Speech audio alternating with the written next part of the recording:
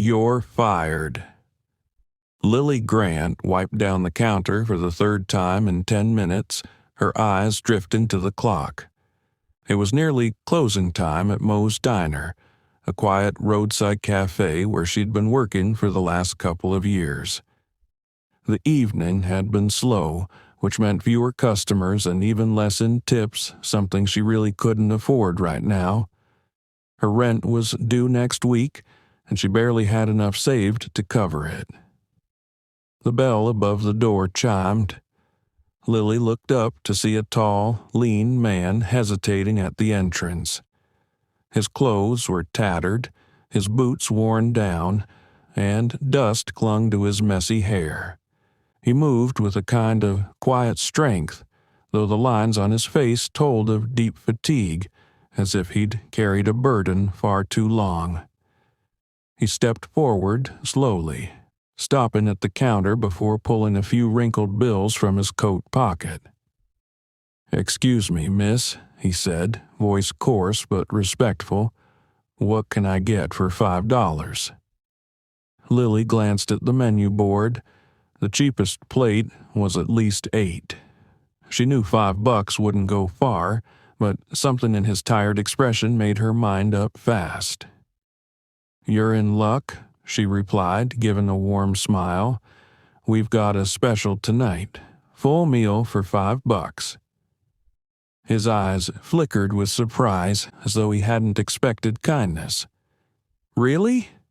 "Really," Lily said, already placing the order before he could protest. A few minutes later, she placed a steaming plate in front of him. He stared at it, then at her. "You didn't have to do this," he said quietly. Lily shrugged. "Everyone deserves a hot meal."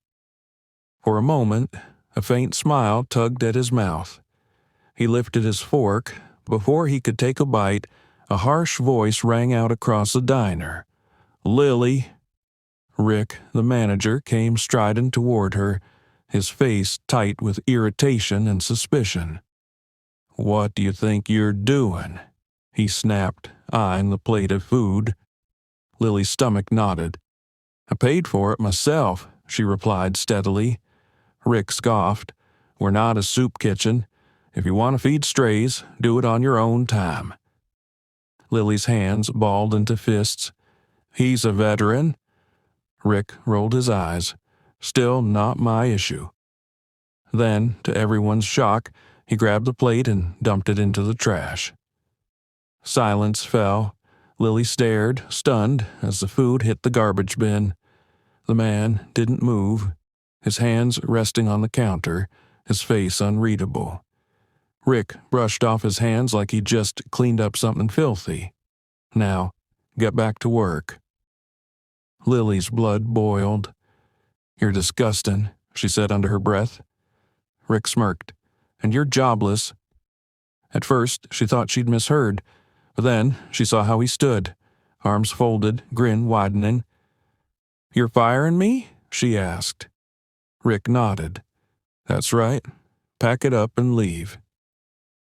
Lily scanned the room, hoping someone, anyone, might speak up. But her co-workers kept their eyes down, unwilling to get involved. The few customers remained silent, whispering among themselves, but saying nothing. The veteran slowly stood, looking straight at Rick.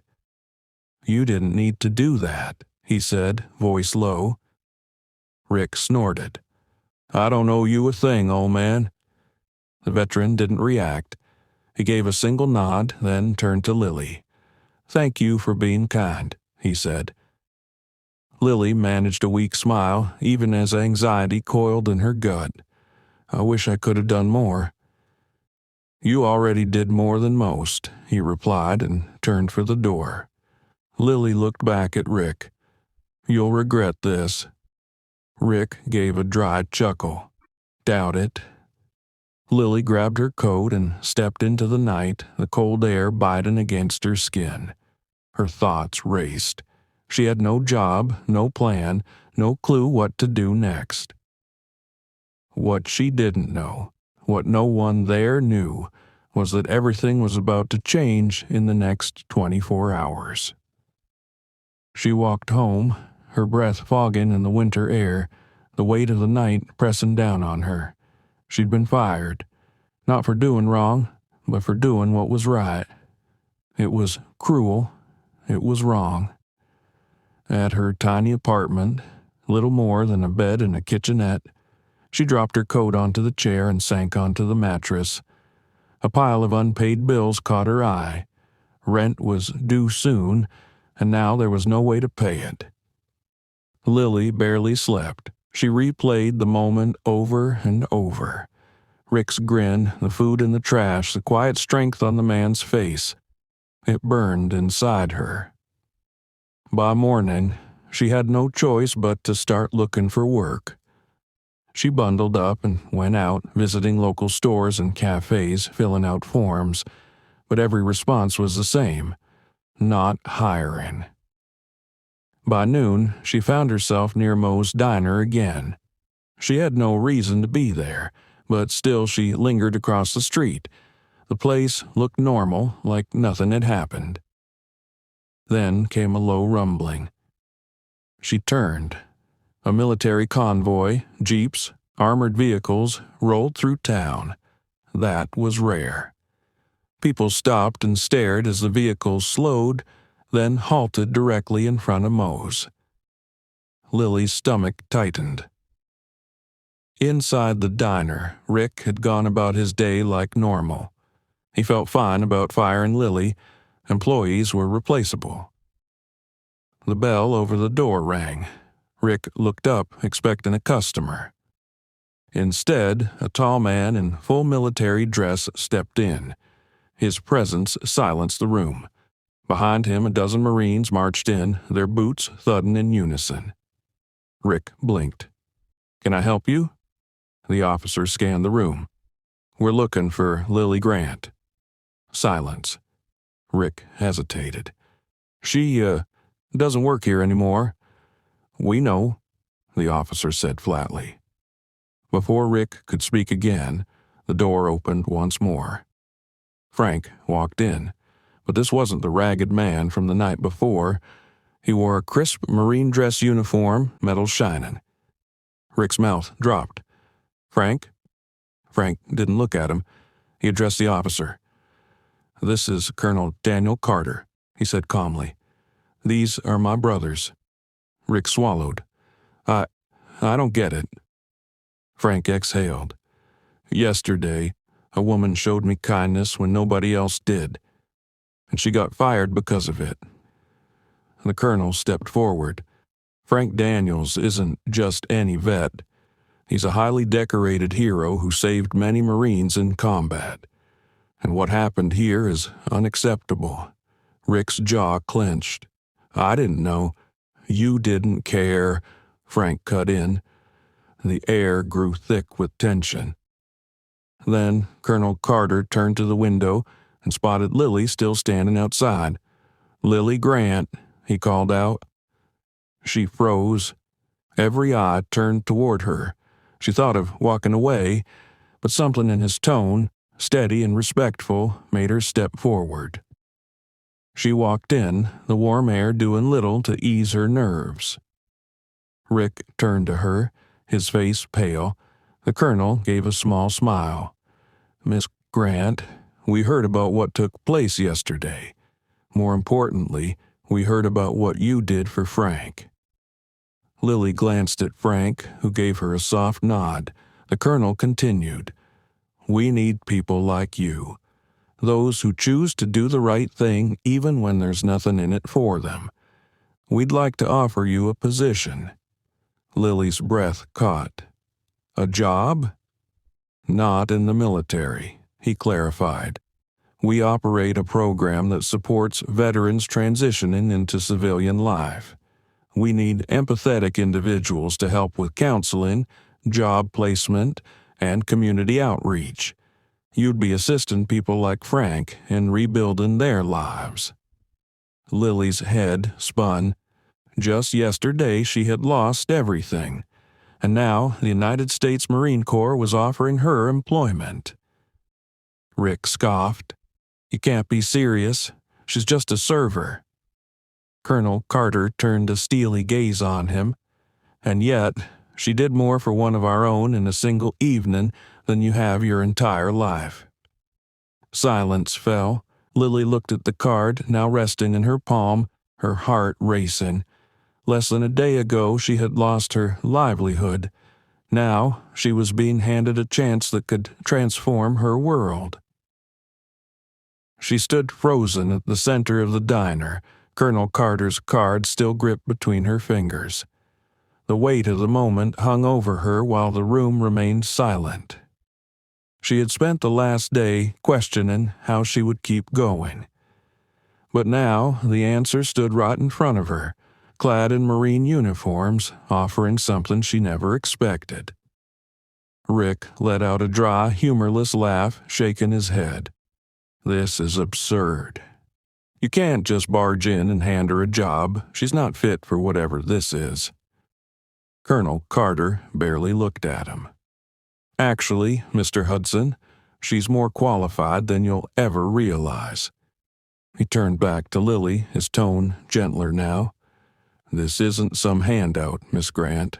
We need people like you, those with heart, honesty, and the guts to do the right thing even when it's hard." Lily swallowed thickly. The words struck deep. She'd always tried to do the right thing, but it had never brought her much, usually the opposite. Yet here these men stood, respected, disciplined, revered, saying it mattered, that she mattered. Frank stepped closer, his presence calm and strong. "These men are the reason I'm still alive today. I served with them. I bled beside them. And yesterday, for the first time in a long while, someone showed me the same loyalty I once gave to them." His gaze didn't waver. "You didn't just give me food. You reminded me that people still care." Rick scoffed. "Oh, give me a break." Frank's jaw tensed, but it was Colonel Carter who responded. "You think this is amusing, Mr. Hudson?" His voice was even, but something beneath it cut sharp, making Rick's smugness waver. "You fired a good worker for showing compassion to a man who wore the uniform. And now that very same man stands here, decorated, honored, and flanked by his brothers in arms. Tell me, does it still seem amusing to you?" Rick opened his mouth, but no words emerged. The colonel took a deliberate step forward, his presence filling the room. "Let me be very clear," he said, his voice quiet but resonant enough to command attention. "Frank Daniels is not just a veteran. He's a decorated war hero. He saved lives. He gave more than you'll ever begin to grasp.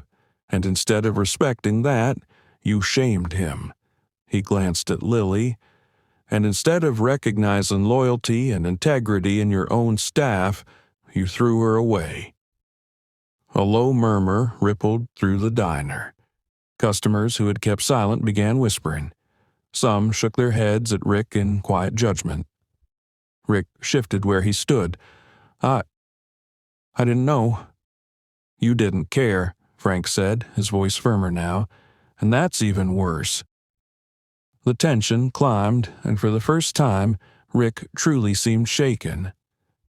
Lily finally spoke, her voice steady. "I don't need an apology," she said, locking eyes with Rick, "because the truth is I don't regret what I did. I'd do it again. And if that means I don't belong here, so be it." Colonel Carter studied her for a beat, then gave a single approving nod. "That's exactly why we want you on our team." Lily looked down at the card, her fingers curling around it. The past day had been a blur of emotion. Fear, anger, hopelessness. But now, for the first time since losing her job, she felt something new. Hope. "Where would I be working?" she asked. A slight smile appeared on the colonel's face. "We run a non-profit program to help veterans return to civilian life. It's military-backed. We provide housing, training, therapy, everything soldiers like Frank need to get back on their feet. And we need people like you to help lead it." Lily's breath caught. Her life had been a string of survival jobs, nothing more. But this was meaningful. Real. She glanced at Frank, who gave her a knowing nod. "You don't have to decide today," Colonel Carter said. "Think it over. If you're in, come see us in the morning." Lily took a slow breath, her heart pounding. But with a fresh clarity, she nodded. "I'm in." At that, the colonel turned and headed for the door, his team falling in behind him. Frank lingered a moment longer. His eyes met Lily's. "You deserve more than this place gave you," he said. Then he too walked out. The moment they left, the silence in the diner felt suffocating. Rick sighed heavily, rubbing his face. Well, that was dramatic. Lily turned to him, unreadable. "You should be ashamed." Rick scoffed. "Oh, please. You think this changes anything? You think those guys are going to fix your life? They'll forget you in a week? Everyone does." Lily didn't answer immediately. Instead, she smiled, but not the smile she wore for customers. This one was different. "No," she said quietly, "they won't." Without another word, she turned and left the diner. The evening air hit her face, crisp and cold. She looked down at the business card again, her heart hammering.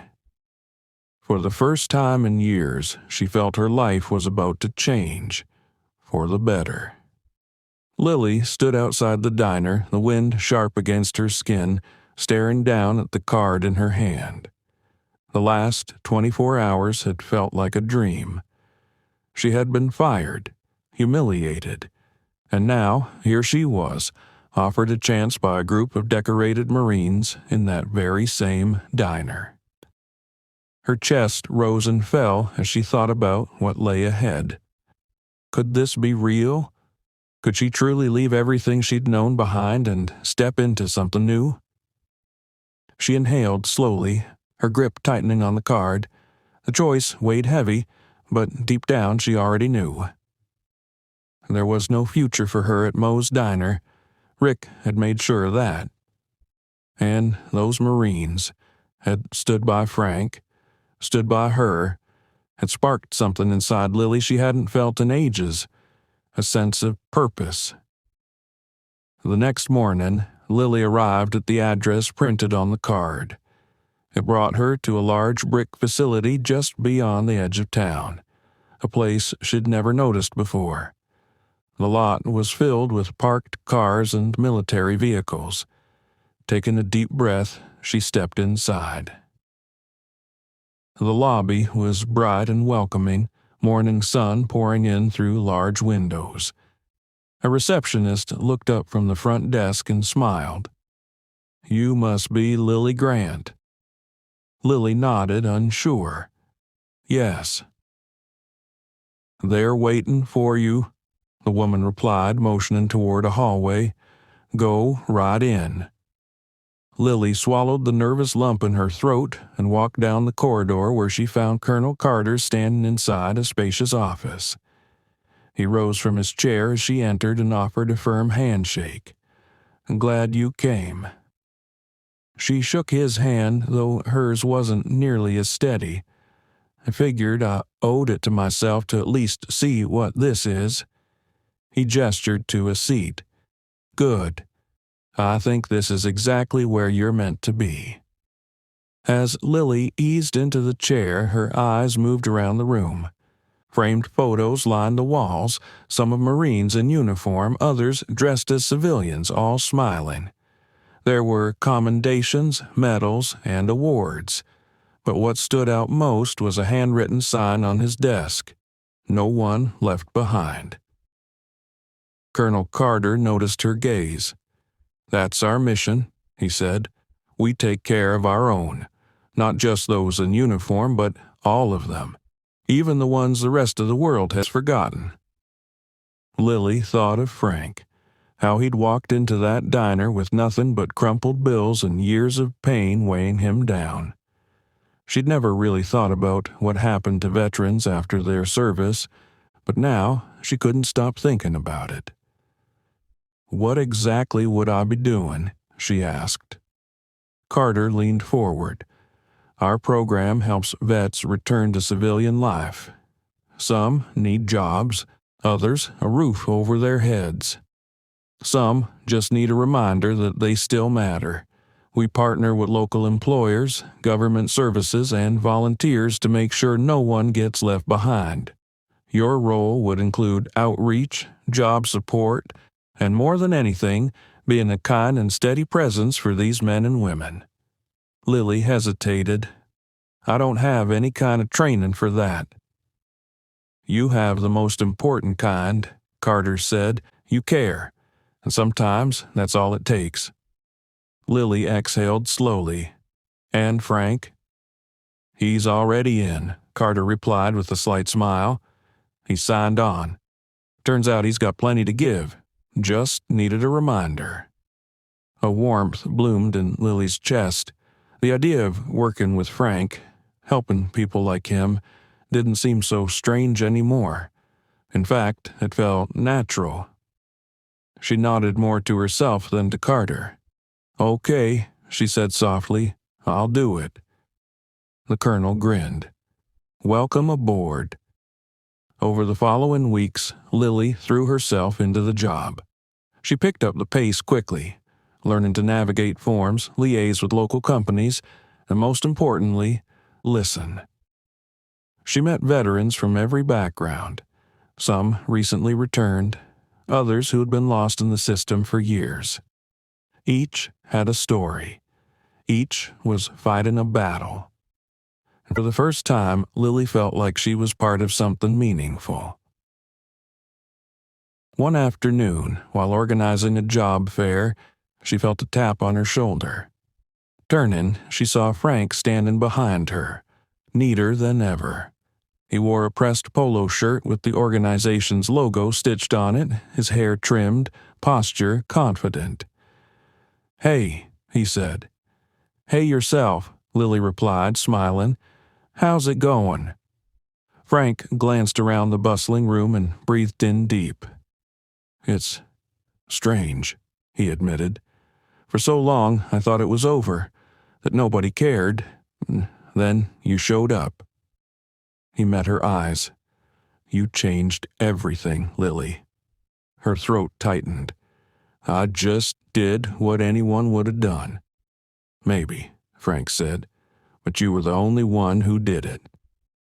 Lily didn't know how to reply. Instead, she reached out and gently squeezed his hand.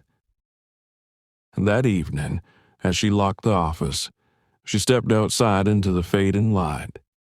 The sky burned orange and violet, the last of the sun brushing across the rooftops. She used to think of this town as just a stop along the way. But now it felt like something more, a second chance, a real start. She pulled out her phone and opened Colonel Carter's contact. After a few moments, she typed, "Thank you for believing in me." The reply came quickly. "We don't leave good people behind." Lily smiled, slipping her phone into her pocket. She had spent years believing she was just another face, just another exhausted worker.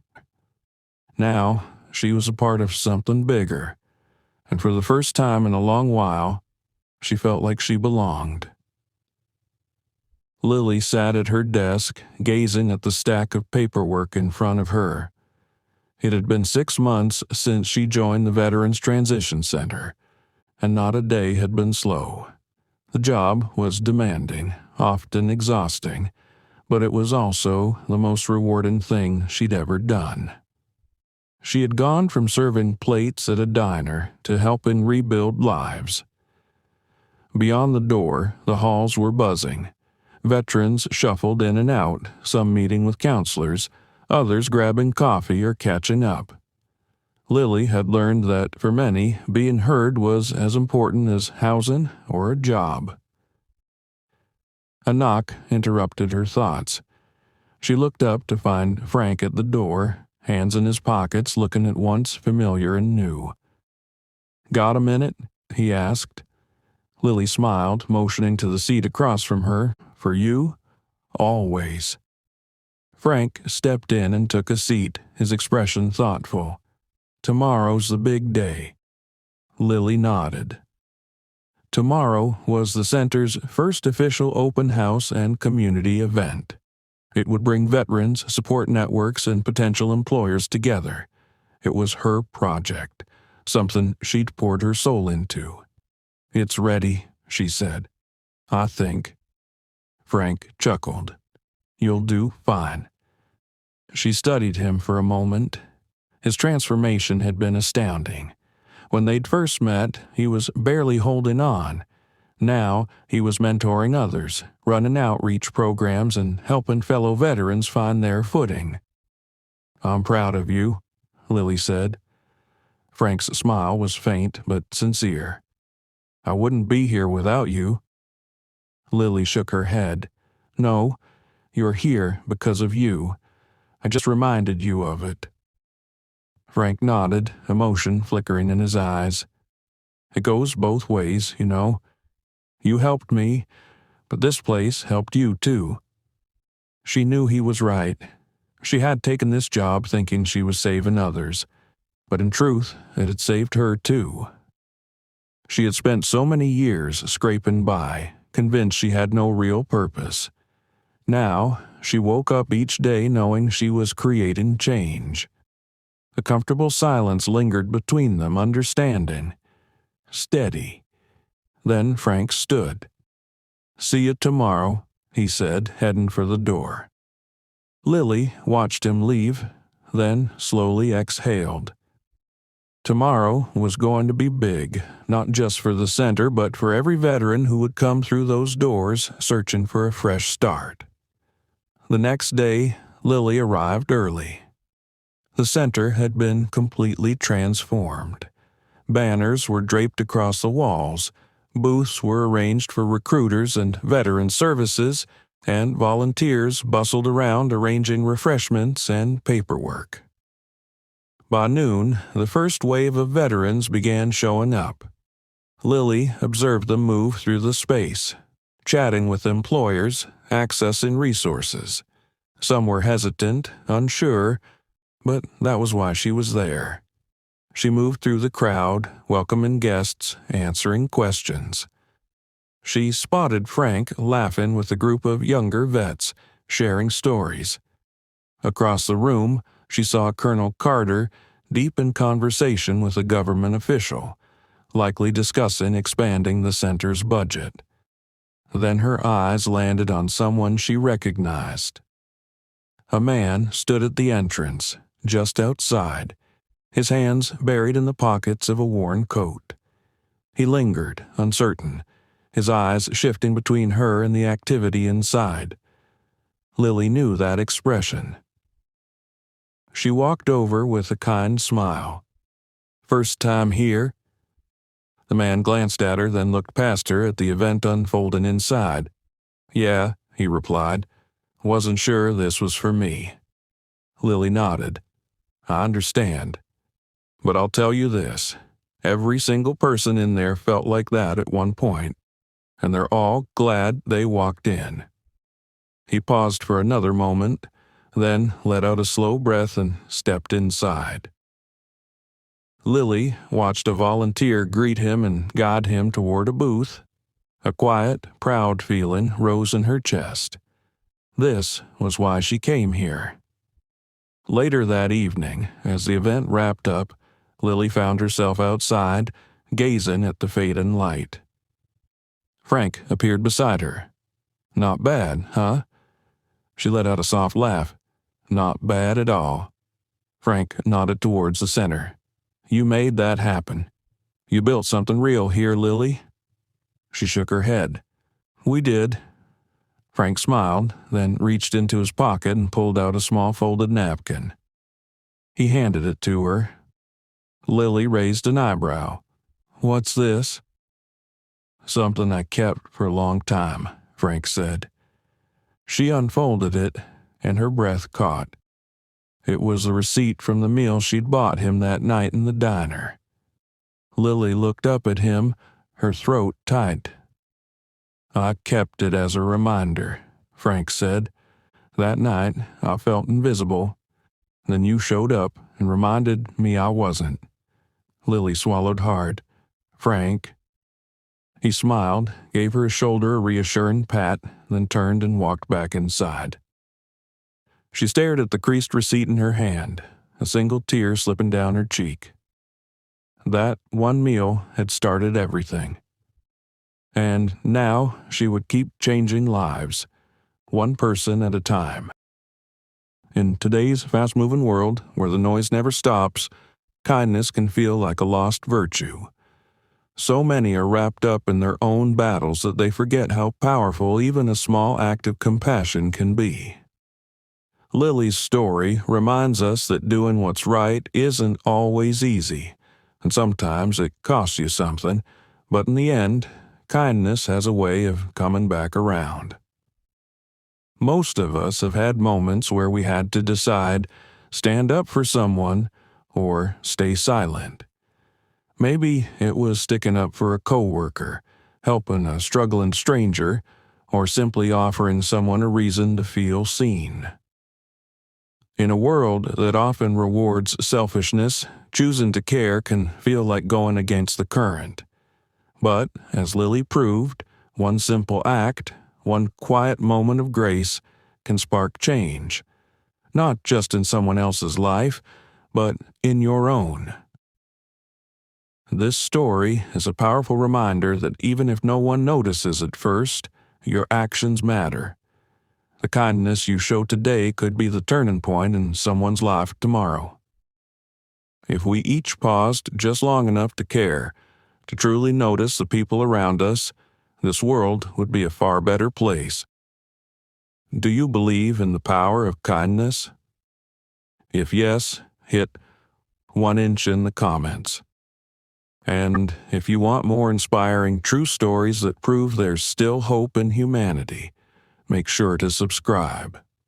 Let's make kindness spread. Subscribe to Real Storyline, where real-life heroes show us that doing good is never wasted. Because kindness isn't just a choice. It's what makes us human.